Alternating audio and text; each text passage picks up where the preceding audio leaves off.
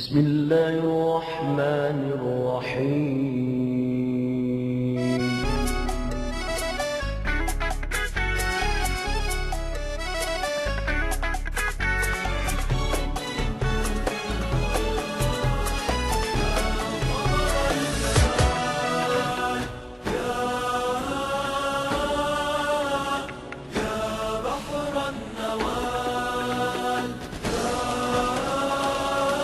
Assalamualaikum warahmatullahi wabarakatuh. A'udzubillahi minasyaitonir rajim. Bismillahirrahmanirrahim. Alhamdulillahi rabbil alamin. Wassalatu wassalamu ala asyrafil anbiya'i wal mursalin sayyidina wa maulana Muhammadin. Perkenalkan, nama saya Luis Khalil Rahman Sani, mahasiswa PAI semester 4 UIN Sunan Ampel, Surabaya, Fakultas Tarbiyah. Dosen pembimbing oleh Bapak Muhammad Fauzi MPD. Di sini saya akan mempresentasikan tentang manusia sebagai hamba Allah dan khalifah di bumi.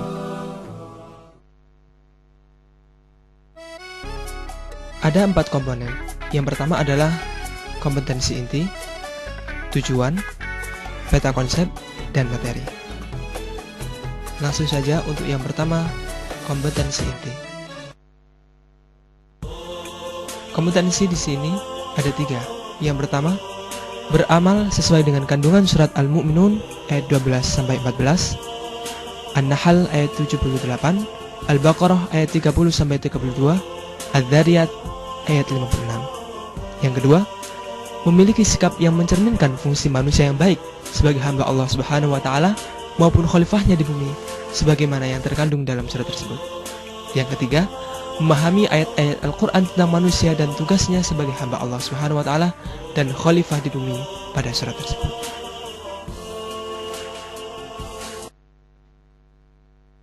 Kemudian adalah tujuan dari pembelajaran. Tujuan dari pembelajaran di sini ada 3. Yang pertama, murid dapat membaca surat Al-Mu'minun ayat 12-14, An-Nahl ayat 78, Al-Baqarah ayat 30-32, dan Adz-Dzariyat ayat 56. Kedua, murid dapat menerjemahkan surat tersebut. Yang ketiga, murid dapat menjelaskan kandungan surat-surat tersebut. Selanjutnya adalah peta konsep.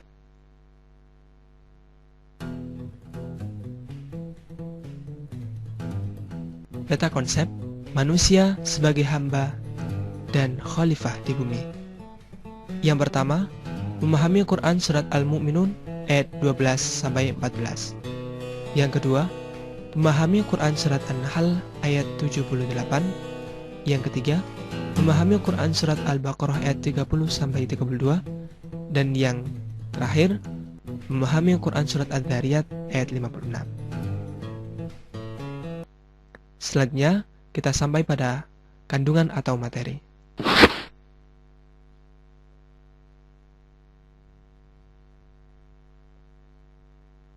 Mari mengamati. Amati video berikut ini, kemudian berikan tanggapanmu.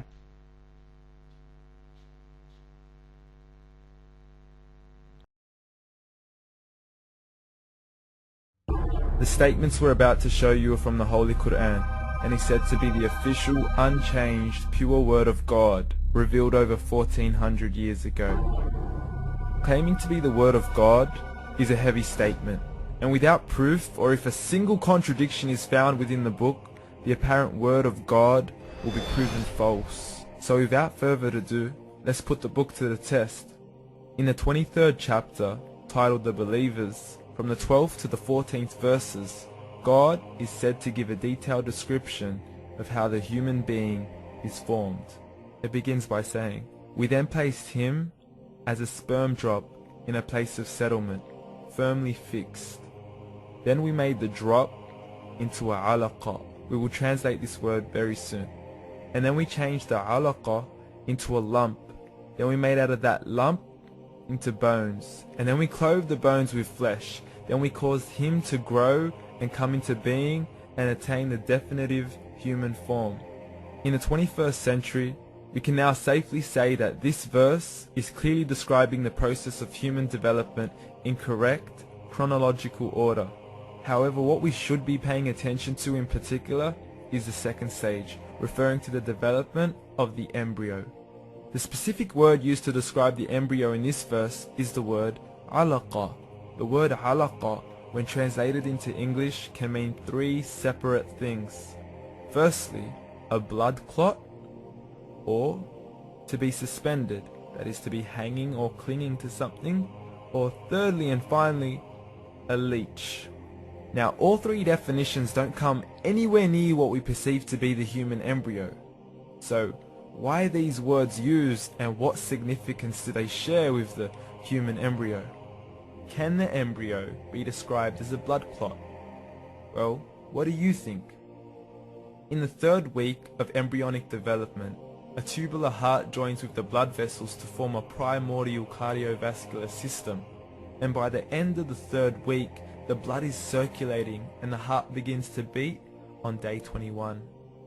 The first thing that comes to mind in regards to being suspended or hanging is the umbilical cord. But we can't use that example because we are simply referring to step 2, before the baby has even formed. But we now know today that the umbilical cord is formed from the connecting stalk. And the connecting stalk is formed as soon as the embryo is formed. The embryo's connecting stalk has even been described by John Allen and Beverly Kramer as an object to suspend the developing embryo in the extra-embryonic column. So an embryo is suspended and does have a strong resemblance with a blood clot. What on earth would an embryo have to do with a leech? Figure A shows the structure of an embryo at 25 days. Figure B shows a leech.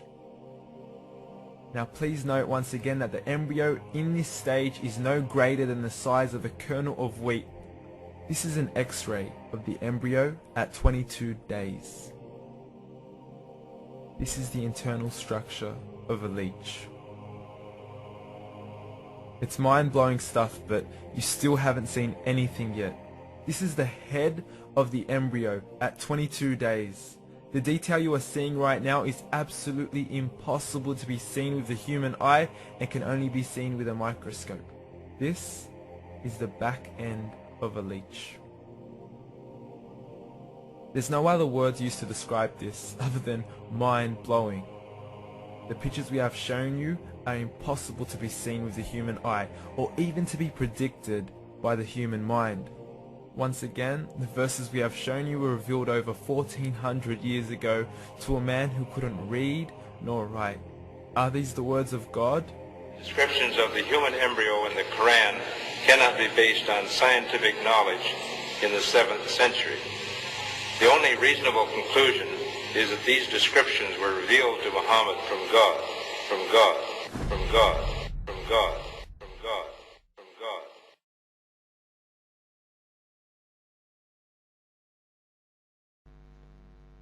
Untuk selanjutnya ialah memahami Quran Surat Al-Mu'minun ayat 12-14. Mari kita baca bersama ayatnya. A'udzu billahi minasy syaithanir rajim. Bismillahirrahmanirrahim. وَلَقَدْ خَلَقْنَا الْإِنسَانَ مِنْ سُلَالَةٍ مِنْ طِينٍ ثُمَّ جَعَلْنَاهُ نُطْفَةً فِي قَرَارٍ مَكِينٍ ثُمَّ خَلَقْنَا النُّطْفَةَ عَلَقَةً فَخَلَقْنَا الْعَلَقَةَ مُضْغَةً فَخَلَقْنَا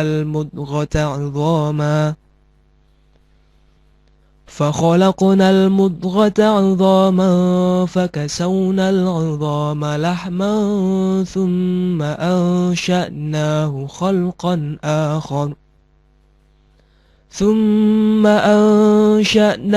خَلْقًا آخَرَ فَتَبَارَكَ اللَّهُ أَحْسَنُ الْخَالِقِينَ. Dan sesungguhnya kami telah menciptakan manusia dari suatu saripati yang berasal dari tanah. Kemudian kami jadikan saripati itu air mani yang disimpan dalam tempat yang kokoh, yakni rahim. Kemudian air mani itu kami jadikan segumpal darah. Lalu segumpal darah itu kami jadikan segumpal daging, dan segumpal daging itu kami jadikan tulang belulang. Lalu tulang belulang itu kami bungkus dengan daging. Kemudian kami jadikan dia makhluk yang berbentuk lain. Maka Maha Suci Allah, pencipta yang paling baik. Penjelasan ayat Quran Surat Al-Mu'minun ini menerangkan tentang proses penciptaan manusia yang sangat unik. Proses penciptaan manusia diuraikan mulai unsur pertamanya, proses perkembangan dan proses pertumbuhannya di dalam rahim, sehingga menjadi makhluk yang sempurna dan siap lahir menjadi seorang anak manusia.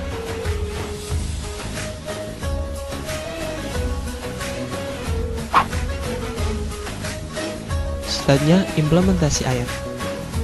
Sikap dan perilaku yang dapat diterapkan sebagai penghayatan dan pengamalan Quran Surat Al-Mu'minun ayat 12-14 sebagai berikut. 1. Selalu sadar diri bahwa kita diciptakan dari sesuatu yang hina. 2. Senantiasa mengakui kemahakuasaan Allah Subhanahu wa taala yang telah menjadikan kita dari sesuatu yang hina tersebut. 3. Senantiasa bersyukur kepada Allah Subhanahu wa taala yang telah menjadikan kita sebaik-baik bentuk. Selanjutnya, memahami Quran Surat An-Nahl ayat 78. Mari kita baca ayatnya bersama-sama.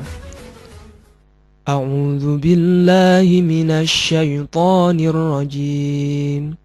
Bismillahirrahmanirrahim. Wallahu akhrajakum min butuni ummahatikum la ta'lamuna syai'an wa ja'ala lakumus sam'a wal absara wal af'idata la'allakum tashkurun. Dan Allah mengeluarkan kamu dari perut ibumu dalam keadaan tidak mengetahui sesuatu pun, dan Dia memberi kamu pendengaran, penglihatan, dan hati agar kamu bersyukur. Penjelasan ayat 78 surat An-Nahl ini masih erat kaitannya dengan surat Al-Mu'minun ayat 12-14 sebagaimana dijelaskan di atas. Pada ayat ini, Allah Subhanahu wa taala menegaskan bahwa ketika seorang anak manusia datang ke dunia, dia tidak tahu apa-apa. Dengan kekuasaan dan kasih sayangnya, Allah Subhanahu wa taala membekalinya dengan atribut pelengkap yang nantinya dapat berfungsi untuk mengetahui segala sesuatu yang sebelumnya tidak pernah dia ketahui. Atribut-atribut tersebut ialah berupa 3 unsur penting dalam proses pembelajaran bagi manusia, yakni pendengaran, penglihatan, dan hati atau akal pikiran. Implementasi ayat. Sikap dan perilaku yang dapat diterapkan sebagai penghayatan dan pengamalan Quran Surat An-Nahl ayat 78 sebagai berikut. 1. Senantiasa mengakui kebesaran Allah Subhanahu wa taala yang telah menganugerahi kita pendengaran, penglihatan, dan hati nurani. Yang kedua, selalu bersyukur kepada Allah Subhanahu wa taala atas kenikmatan yang telah diberikan kepada kita berupa pendengaran, penglihatan, dan hati nurani.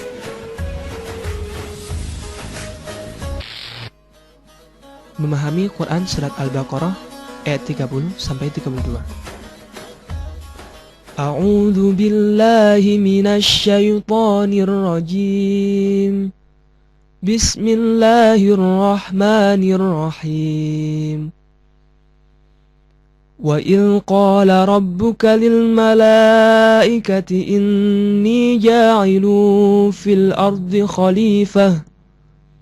قالوا أتجعل فيها من يفسد فيها ويسفك الدماء ونحن نسبح بحمدك ونقدس لك قال إني أعلم ما لا تعلمون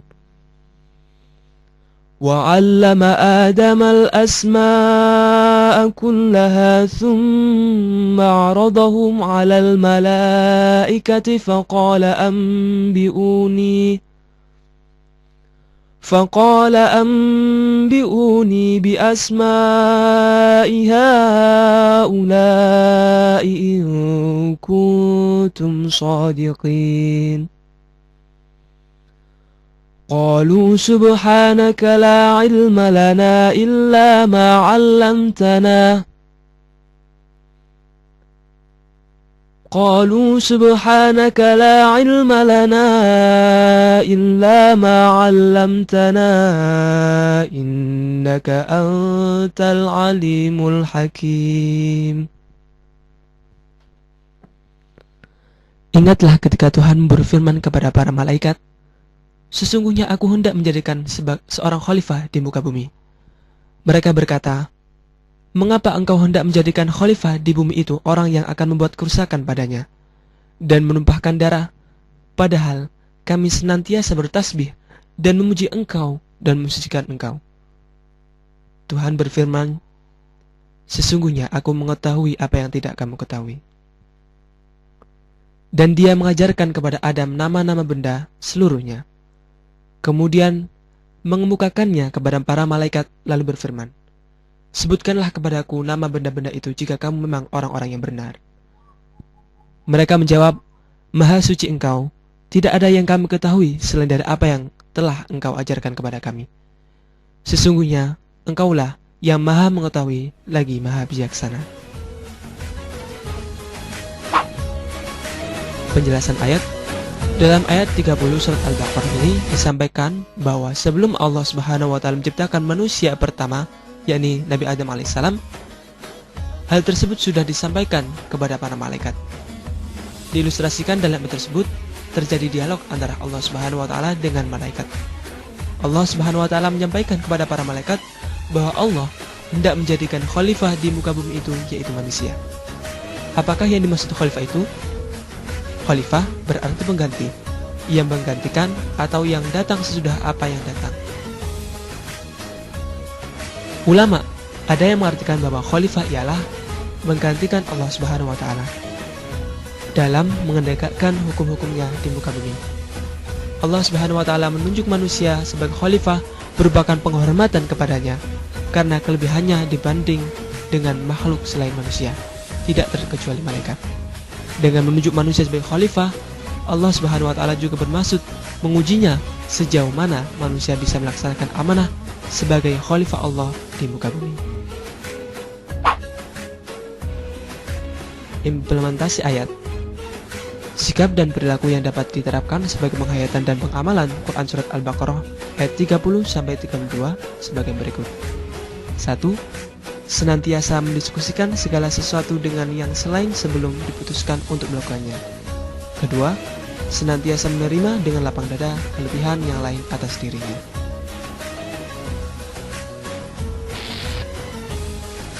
Memahami Quran Surat Ad-Dariyat ayat 56. Mari kita baca ayatnya bersama-sama. A'udzu billahi minasy syaithanir rajim. Bismillahirrahmanirrahim. Wa ma khalaqtul jinna wal insa illa liya'budun. Dan aku tidak menciptakan jin dan manusia melainkan supaya mereka menyembahku. Penjelasan ayat. Allah menegaskan dalam Quran Surat Adz-Dzariyat ayat 56 bahwa tujuan diciptakannya jin dan manusia tidak lain adalah untuk beribadah kepadanya. Beribadah dalam arti menyembah, mengabdi, menghamba, tunduk, tata dan patuh terhadap segala yang dikehendakinya. Ketundukan, ketaatan, dan kepatuhan dalam kerangka ibadah tersebut harus menyeluruh dan total, baik lahir maupun batin. Tujuan ibadah adalah untuk mencari ridha Allah Subhanahu wa taala. Implementasi ayat. Sikap dan perilaku yang dapat diterapkan sebagai penghayatan dan pengamalan Quran Surat Adz-Dzariyat ayat 56 sebagai berikut. 1. Selalu beribadah hanya kepada Allah Subhanahu wa taala, baik dalam arti yang sempit maupun luas. Kedua, senantiasa mensyukuri segala nikmat yang Allah Subhanahu wa taala berikan kepada kita yang dimanifestasikan dengan beribadah kepadanya. Selanjutnya yakni evaluasi.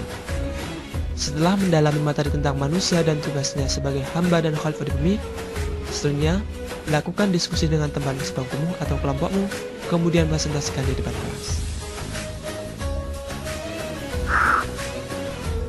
Rangkuman. Proses penciptaan manusia berasal dari saripati tanah, lalu air mani dalam rahim, segumpal darah, segumpal daging, tulang belulang yang dibungkus dengan daging. 2. Manusia lahir dalam keadaan tidak mengetahui sesuatu pun. Kemudian Allah menganugerahi pendengaran, penglihatan, dan hati. 3.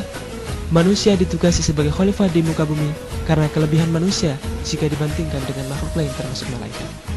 Kelebihan anugerah Allah SWT adalah kelengkapan unsur penciptaan manusia, yaitu jasad fisik, roh, termasuk dalamnya nafsu, dan yang terpenting kelebihan akal pikiran. Yang terakhir, yang keempat, tujuan diciptakannya jin dan manusia tidak lain adalah untuk beribadah kepadanya. Demikian yang bisa saya sampaikan, kurang lebihnya mohon maaf, kami akhiri. Assalamualaikum warahmatullahi wabarakatuh.